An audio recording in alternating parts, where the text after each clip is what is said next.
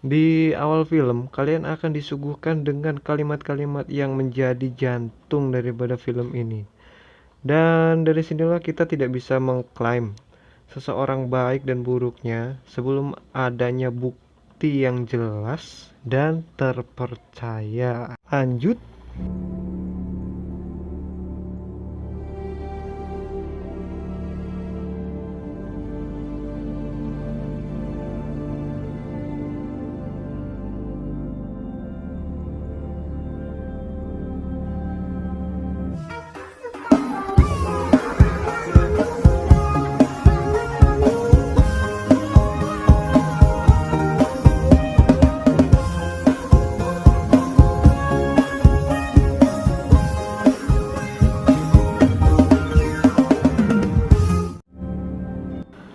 Setelah itu, scene berpindah ke sebuah lapangan, maksudnya pemakaman umum ya.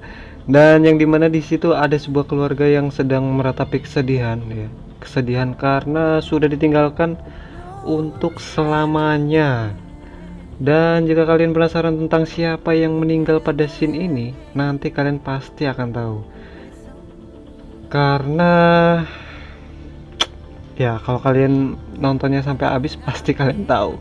Dan pastinya kalian harus menyimak ya, menyimak sampai habis biar kalian juga tahu sebenarnya kemana arah film ini gitu loh. Lanjut. In pursuit of two white males currently believed to be suspects in Eastside Convenience Store 1031, heading south into Turret Park. 10-4, backup number. Dan setelah itu scene berpindah ke seorang petugas yang sedang berburu ya. Jadi di sini para petugas ini sedang memburu para pelaku tindak kriminal yang ada di kota itu. Dan disinilah awal kisah dari film ini.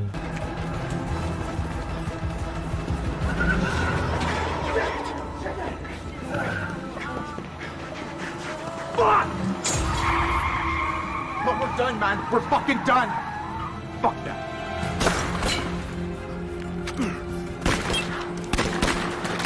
Dan karena para pelaku tindak kejahatan ini sudah melakukan tindakannya sangat membahayakan, maka para petugas ini pun akhirnya melumpuhkan salah satu dari penjahat tersebut, hingga salah satunya tentu saja modal ya, mati ya. Akhirnya salah satu dari mereka pun tertangkap juga ya dan menyerahkan diri. Dan sebelum itu mari kita perkenalkan, ini adalah detektif Shark ya, Shark, bukan baby shark ya, tapi detektif Shark. Dan ini adalah partnernya detektif Shark ya. Dia bernama detektif Pierce, bukan Pevita Pierce ya. Soalnya beda gen. Shot him, you had every right. It was empty. What was he gonna do? Besides to touch a better one. You got that prick? Yeah.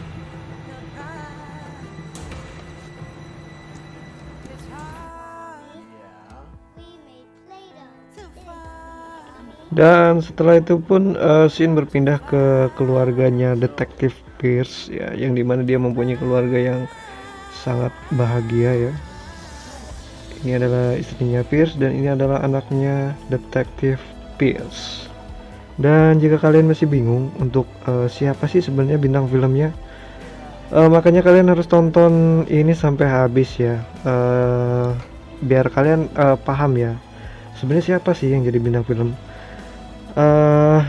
Awalnya gue sendiri yang nonton bingung ya, sebenarnya siapa sih bintang film ya yang bener gitu loh. Gue juga bingung awalnya, cuman lama-lama oh begitu. Dan akhirnya pun gue nggak ngerti juga.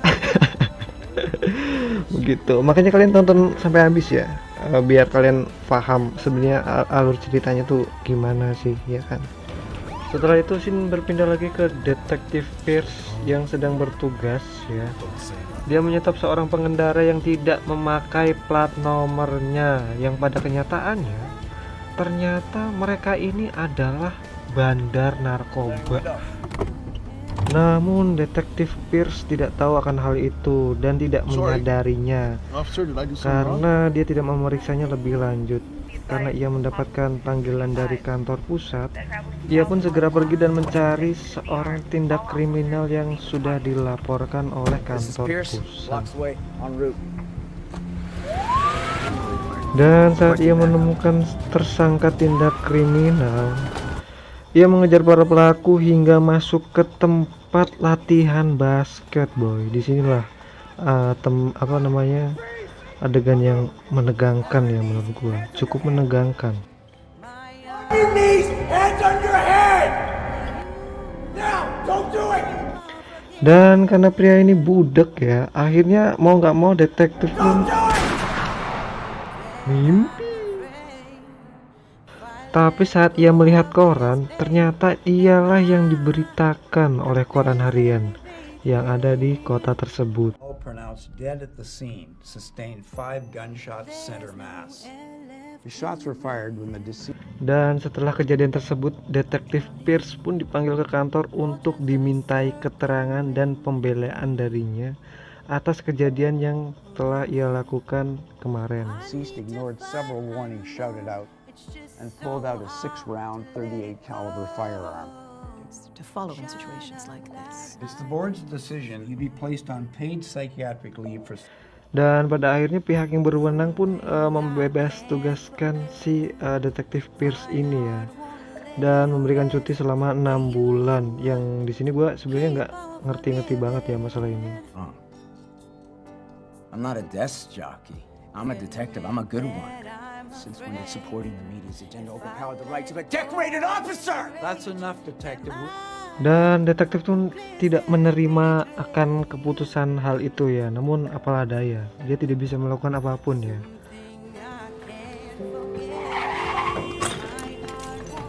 Watch where you're going. Fuck. Open your eyes.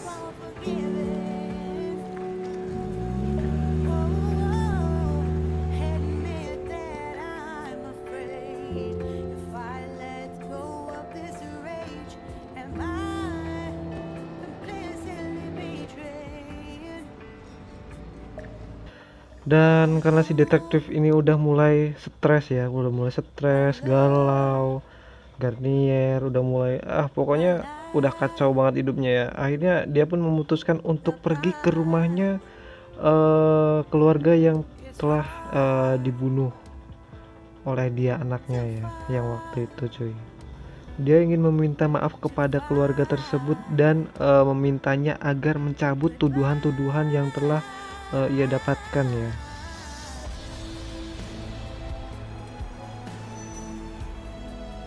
It'll be 4920, buddy. Thanks.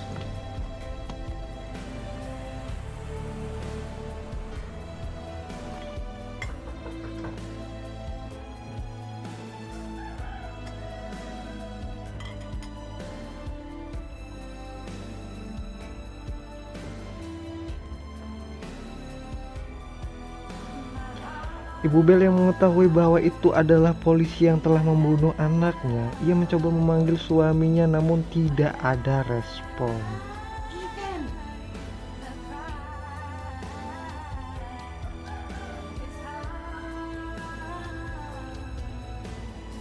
Who is it?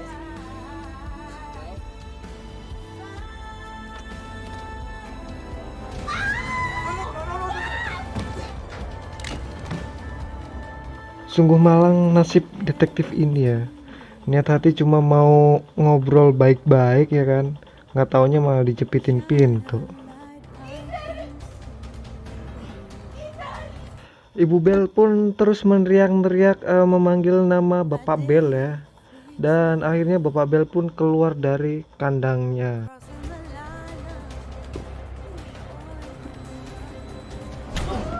Dan tanpa basa-basi, tanpa banyak bacot, tanpa banyak nanya dan banyak apapun itu ya, dia langsung menghajar si polisi yang sudah membunuh anaknya, yang tiba-tiba datang ke rumahnya itu hingga mencret.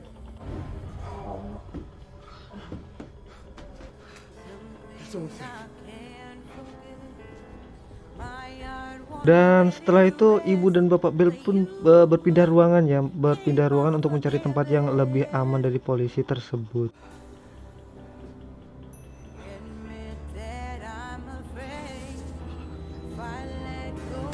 Dan karena sudah kepalang tanggung ya, akhirnya si detektif ini pun menutup pintu dari rumahnya si keluarga Bell ini dan menyelesaikan kasusnya. Dan di sini karena keluarga Bell sudah benar-benar panik ya, akhirnya mereka memutuskan untuk memanggil polisi ya.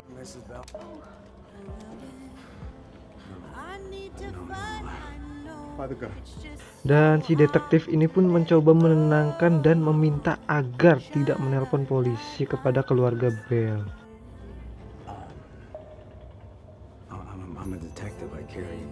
Dan si detektif pun menjelaskan bahwa sebenarnya yang terjadi sebenarnya adalah kecelakaan atau kesalahpahaman.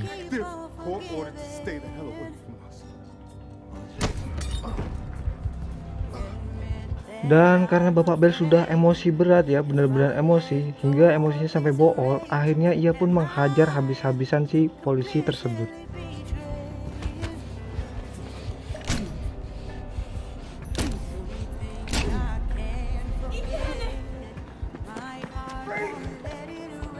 Si detektif pun teringat ya dengan kejadian yang waktu itu yang merenggut nyawa si anak dari keluarga Bell.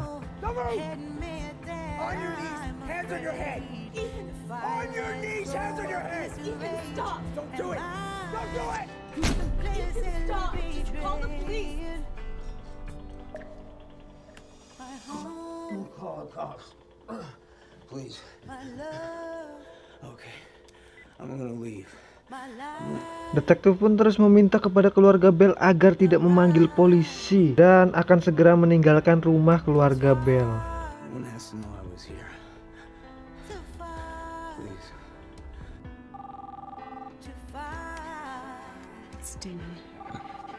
Saat situasinya sedang panas, anak dari keluarga Bell yang bernama Damon ini tiba-tiba menelpon. He will worry if we don't pick up. Karena Ibu Bell tidak ingin anaknya khawatir, akhirnya Ibu Bell pun mengangkat teleponnya. Hello? Mom, I got the offer. Oh, that's nice. That's nice? That means I'm moving back. I got the tenure. Now I can help you and Pop tomorrow at the house. That's wonderful, dear. Can we talk tomorrow? Mom, did you hear what I said? I'm gonna call you tomorrow, okay? I love you, son. Dan situasi pun berubah karena Bapak Bell ternyata dihajar sama si detektif ini. Who's Damon? He's our son. What did you tell him? Nothing. He calls every night. This is wrong. Di sini karena si Damon ini khawatir dengan keluarganya di rumah, ia memutuskan untuk menelpon saudaranya dan mengecek ke rumah apakah orang tuanya baik-baik saja atau ada masalah. Oh, sure. Where do you want me to grab him? Ha, you got jokes. Seriously though, can you put him on the phone for a sec? Yeah, what up, bro? Yo, man, listen. I need you to head over to Mom and Dad's crib real quick. Alright, bet. Dan saudara Damon pun akhirnya menyetujui untuk mengecek ke rumahnya dengan imbalan nonton Bigo Live. Asik. Let's slide, no ecstasy like me got bang. And she's a black criminal. He's called a racist. Get out!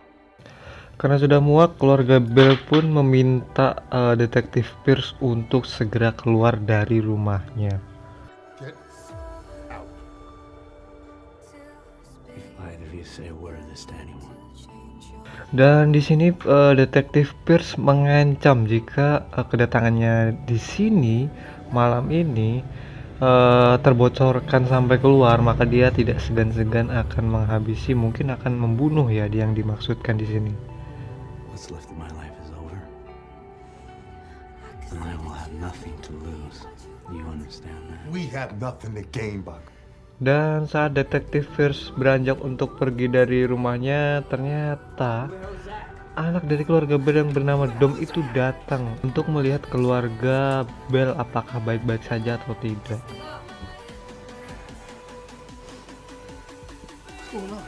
The hell's he doing here?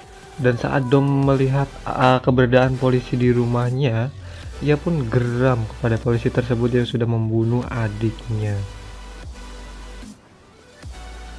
Dan di sisi lain ternyata Dom ini membawa pacarnya ya. Dan karena pacarnya ini sudah tidak sabar menunggu, ia memutuskan untuk masuk ke dalam rumah keluarga Bell.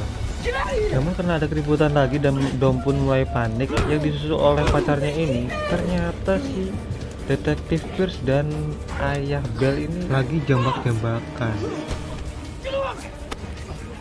Dan di sini pun Dom membantu ayahnya untuk melawan Detektif Pierce ya. Keadaan makin buruk saat si pelatuknya ini tertekan dan menembak si pacarnya Dom ini. We don't fucking speak. Psychotic pig! You ain't gotta do this, man! You just don't fucking give up, do you, kid? Stay the fuck down! Okay. One more time. One more time. Where does that camp? Keadaan pun menjadi sangat buruk sekali, sangat panas bagi si Detektif Pierce ini kala dia mengetahui bahwa di ruangan itu ternyata ada CCTV-nya cuy, yang membuat Detektif Pierce ini khawatir dan tentunya kejahatannya akan terbongkar ya. I don't know! You don't have room to negotiate, so speak up now! Stop! I have the clips. Dan di sini karena Bapak Bell sudah muak dengan penyiksaan yang ada di rumahnya ini, akhirnya dia menuruti keinginan Detektif Pierce dan memberikan rekaman kepadanya. It's right here. Pops, no! This one. Okay. Enough chatting. Who's first? Di sini karena Detektif Pierce sudah mendapatkan apa yang dia inginkan, ia akhirnya memutuskan untuk menghabisi semua keluarga Bell yang ada di rumah tersebut. Di sisi lain, Dom yang sudah terlepas dari ikatan yang mengikat tangannya itu, dia mencoba melawan Detektif Pierce.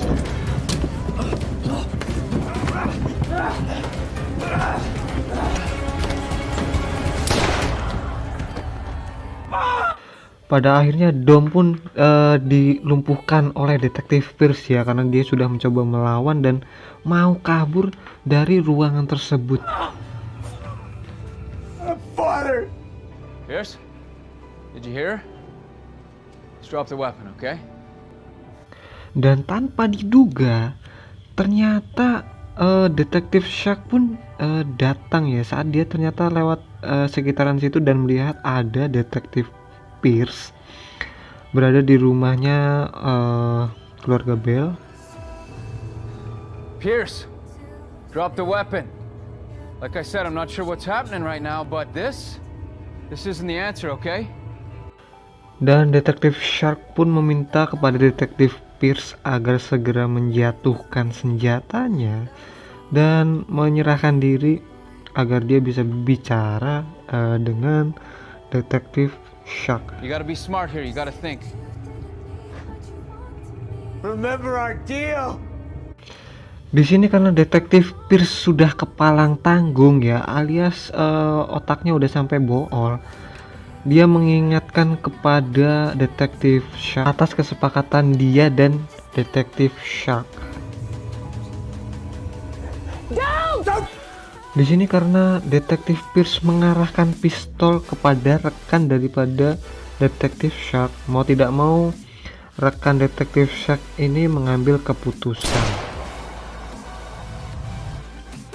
Dan lalu scene pun dibawa lagi ke waktu dimana Detektif Pierce membunuh anak daripada keluarga Bell yang kenyataannya inilah fakta yang sebenar-benarnya.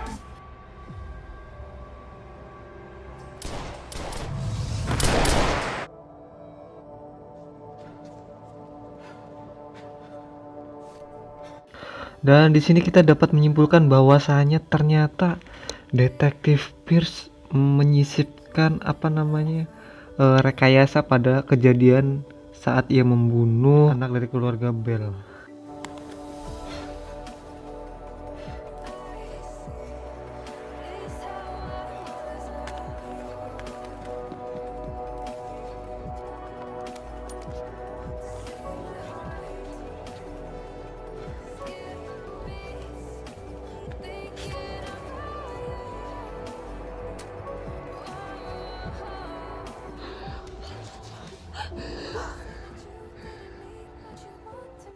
Dan di sini detektif Zack dan partnernya memastikan keadaan detektif Pierce, yang ternyata detektif Pierce sudah modal alias mati. Tamat ending yang sangat hampir mengencrotkan.